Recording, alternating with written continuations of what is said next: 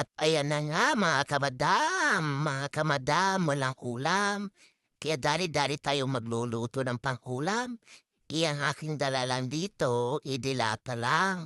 Ayan na nga po, ilalagay na natin ang ating dilata. Nagisa na tayo ng bawang. Ayan na, ayan na. Ang ating dilata ay Argentina. Baka naman, giniling na Argentina. Ayan, hindi ka, ari ko, hindi ka kasya yung dalawa. Sige, isa pa, tatlo. Kasi parang may mga gutom dito sa paligid ko. Sige, taktak. Kunting gisa-gisa lang to, maya-maya may ulam na tayo.